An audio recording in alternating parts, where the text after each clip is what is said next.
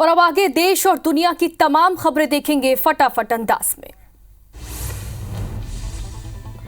निर्वाचन आयोग ने कल 2 चुनाव आयुक्तों की नियुक्ति की। नियुक्ति के बाद चुनाव आयोग की अहम बैठक हुई। निर्वाचन आयोग की बैठक में चुनाव की तैयारियों की समीक्षा हुई। मध्य प्रदेश में 3 चरणों में चुनाव हो सकते हैं, वहीं छत्तीसगढ़ में 1 से ज्यादा चरणों में चुनाव की संभावना है। सुप्रीम कोर्ट में नए चुनाव आयुक्तों की नियुक्ति को रुकवाने के लिए एडीआर की याचिका पर सुनवाई हुई। सुप्रीम कोर्ट ने आयुक्तों की नियुक्ति को रद्द करने से इनकार कर दिया। हालांकि बेंच ने यह भी कहा कि जब मामला कोर्ट में लंबित था तो नियुक्ति क्यों की गई, ये सरकार को बताना होगा। पीएम नरेंद्र मोदी ने शुक्रवार को तमिलनाडु के कन्याकुमारी में जनसभा की। पीएम ने कहा, आज कन्याकुमारी से देश के इस दक्षिणी छोर से जो लहर उठी है, ये लहर बहुत दूर तक जाने वाली है। मैं 1991 में एकता यात्रा लेकर कन्याकुमारी से कश्मीर गया था और इस बार मैं कश्मीर से कन्याकुमारी आया हूं। पीएम मोदी ने कहा, जम्मू कश्मीर के लोगों ने देश को तोड़ने का सपना देखने वालों को नकार दिया है और अब तमिलनाडु के लोग भी ऐसा ही करने जा रहे हैं। तमिलनाडु में भाजपा का प्रदर्शन इस बार डीएमके और कांग्रेस के इंडी गठबंधन का सारा घमंड तोड़कर रख देगा। दिल्ली में भूटान के प्रधानमंत्री शेरिंग टोब्गे ने भारत की राष्ट्रपति द्रौपदी मुर्मू से मुलाकात की। राष्ट्रपति भवन में दोनों की मुलाकात हुई। कांग्रेस की भारत जोड़ो न्याय यात्रा का शुक्रवार को 62वां दिन है आज रहा और आज यात्रा महाराष्ट्र के पालघर पहुंची। यहां राहुल गांधी ने कहा, घर हो या दफ्तर, मेहनत करने में महिलाएं कभी पीछे नहीं हटती और उनकी इसी मेहनत को कांग्रेस की गृहलक्ष्मी न्याय गारंटी का सलाम है। कर्नाटक के पूर्व सीएम बीएस येदियुरप्पा पर पॉक्सो एक्ट के तहत एफआईआर दर्ज हुई है। पूर्व सीएम के खिलाफ एक नाबालिग लड़की से छेड़छाड़ करने के आरोप में एफआईआर दर्ज की गई। मामला 2 फरवरी को बेंगलुरु का है। 17 साल की पीड़ित ने शिकायत की। आम चुनाव 2024 और राज्य विधानसभाओं के कार्यक्रम की घोषणा करने के लिए चुनाव आयोग कल प्रेस कॉन्फ्रेंस करेगा, जो नई दिल्ली के विज्ञान भवन में दोपहर 3 बजे से होगी। इसे चुनाव आयोग के सोशल मीडिया प्लेटफॉर्म पर लाइव स्ट्रीम किया जाएगा और इसके साथ ही कुछ राज्यों में विधानसभा चुनाव की तारीखों का भी ऐलान होगा। बॉलीवुड सुपरस्टार अमिताभ बच्चन की एंजियोप्लास्टी हुई है। 81 साल के बिग बी को सुबह 6 बजे मुंबई के कोकिलाबेन अस्पताल में भर्ती किया गया था। खबरों की माने तो बिग बी को सुबह भारी सिक्योरिटी के बीच हॉस्पिटल लाया गया। मुरैना जिले के दौरे पर आए मंत्री राकेश सिंह ने प्राचीन हनुमान मंदिर में पूजा अर्चना की और इसके बाद राकेश सिंह ने पीएम आवास के हितग्राहियों से मुलाकात की। उन्होंने एक महिला हितग्राही के घर जाकर खाना भी खाया। कहा कि देश में कोई भी गरीब आदमी बिना मकान के नहीं रहेगा। एमपी कांग्रेस की दूसरी लिस्ट को लेकर जीतू पटवारी का बयान सामने आया। उन्होंने कहा, 18 तारीख को प्रत्याशियों का ऐलान होगा। कांग्रेस की 18 सीटों पर नामों का ऐलान होगा। चुनाव से पहले एमपी कांग्रेस को फिर झटका लगा। कई कांग्रेस नेता बीजेपी में शामिल हुए। पंकज संघवी, अंतर सिंह दरबार, धामनौद नगर पालिका अध्यक्ष बीजेपी में शामिल हुए। CM doctor Mohan Yadav, VD Sharma ने सदस्यता दिलाई। कैलाश विजयवर्गीय, नरोत्तम मिश्रा भी मौजूद रहे। भोपाल के शाहजहानाबाद स्थित गोलघर में एक बार फिर भोपाली संस्कृति और कला की छटा देखने को मिलेगी। भोपाल में सीएम डॉक्टर मोहन यादव ने गोलघर का नए रूप में लोकार्पण किया और उसके बाद शाहजहानाबाद में कार्यक्रम का आयोजन किया गया। सीएम डॉक्टर मोहन यादव ने कहा कि गोलघर भोपाल रियासत की निशानी है।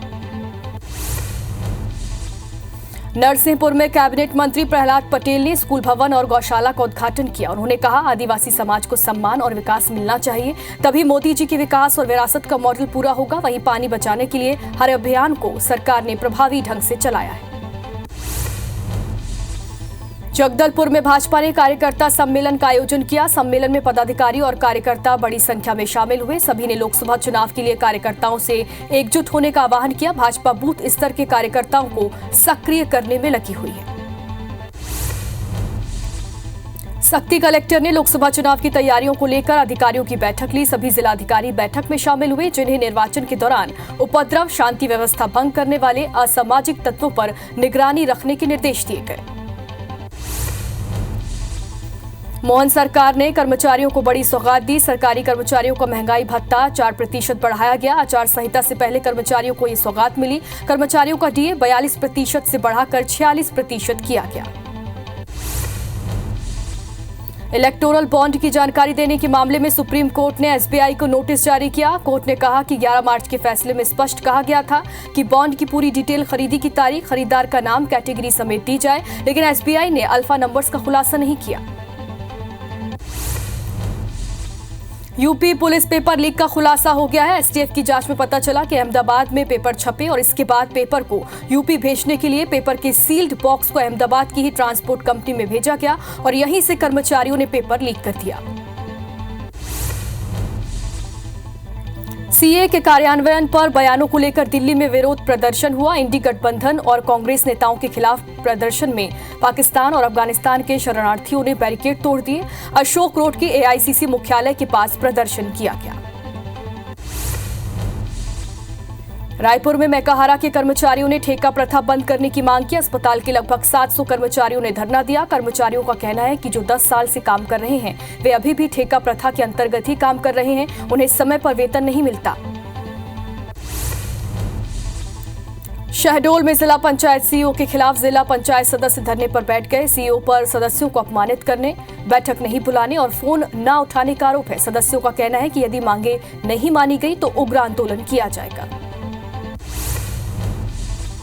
धमतरी में एक शराबी युवक ने जमकर उत्पात मचाया। युवक ने अपने घर में आग लगा दी। काफी मशक्कत के बाद आग पर काबू पाया गया। आगजनी में घर का पूरा सामान जलकर खाक हो गया। युवक के खिलाफ कार्रवाई की जा रही।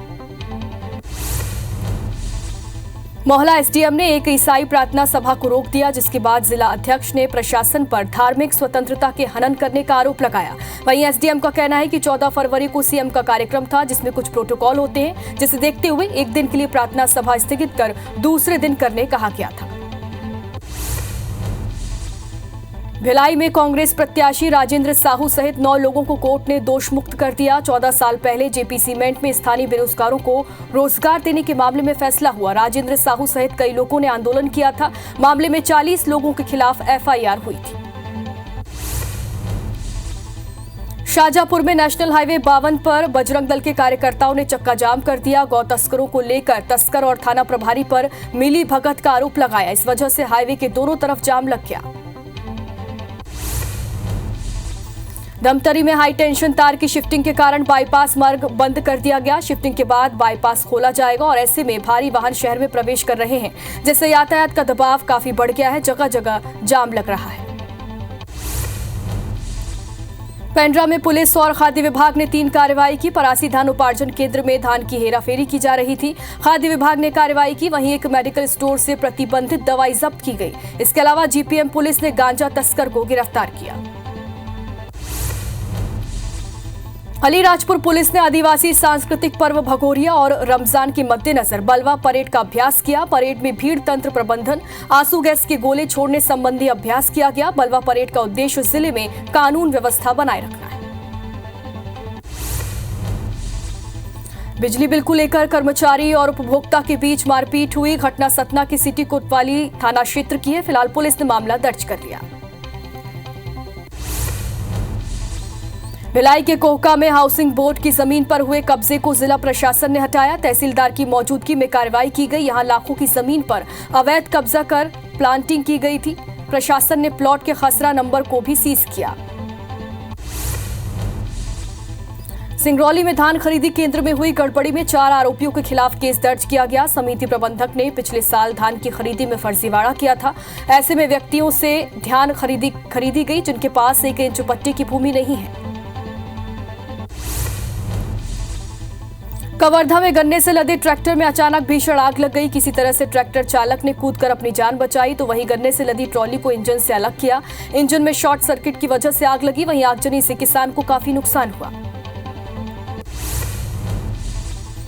धमतरी में बरकोन्हा के जंगल में भीषण आग लग गई। आग ने सागौन वृक्ष की रोपनी को अपनी चपेट में ले लिया। करीब 2 घंटे से जंगल में आग लगी हुई थी, जिसकी भनक वन कर्मियों को नहीं लगी।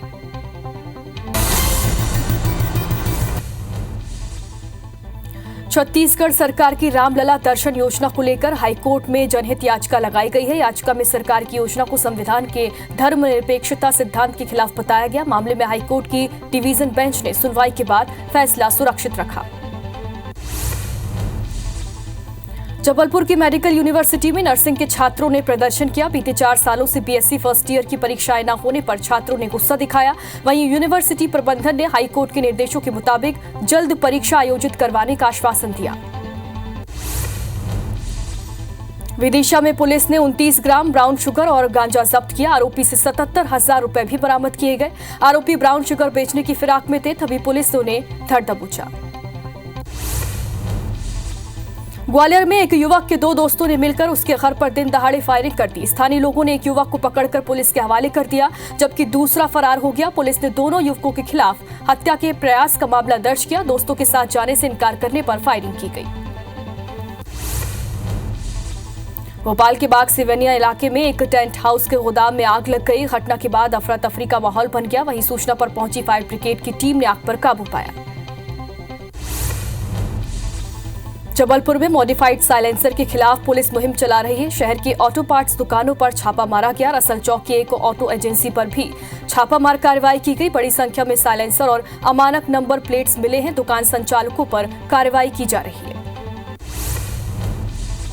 ग्वालियर एयरपोर्ट में पति पत्नी के बैग से जिंदा कारतूस मिला। कारतूस का ब्यौरा मांगने पर दंपति कुछ नहीं बता सके। सिक्योरिटी टीम ने उन्हें रोक लिया और पति को पुलिस के हवाले कर दिया। वहीं पुलिस ने मामला दर्ज कर लिया है। गेहूं खरीदी का काम 29 मार्च से शुरू होने जा रहा है। जबलपुर जिले के 55,000 से ज्यादा किसानों ने अपना पंजीयन करा लिया है। वहीं प्रशासन ने भी धान खरीदी को लेकर पूरी तैयारियां कर ली है। किसानों को स्लॉट बुकिंग कर खरीदी केंद्रों में गेहूं लाने के निर्देश दिए गए। गरियाबंद जनपद पंचायत के सदस्यों ने मुख्य कार्यपालन अधिकारी के खिलाफ प्रदर्शन किया और ज्ञापन सौंपते हुए अधिकारी को तत्काल हटाने की मांग की, जिस पर जिलाधीश ने जल्द कार्रवाई का आश्वासन दिया। आरोप है कि कार्यपालन अधिकारी ज्यादातर जनपद से नदारद रहती है, जिसके चलते काम पेंडिंग पड़े हुए हैं। सारंगगढ़ बिलाईकरण में एक व्यापारी की चाकू मारकर हत्या कर दी गई। अभी तक हत्या का कारण नहीं पता चल पाया है। वहीं आरोपी घटना को अंजाम देकर फरार हो गए। फिलहाल पुलिस मामले की जांच कर रही है।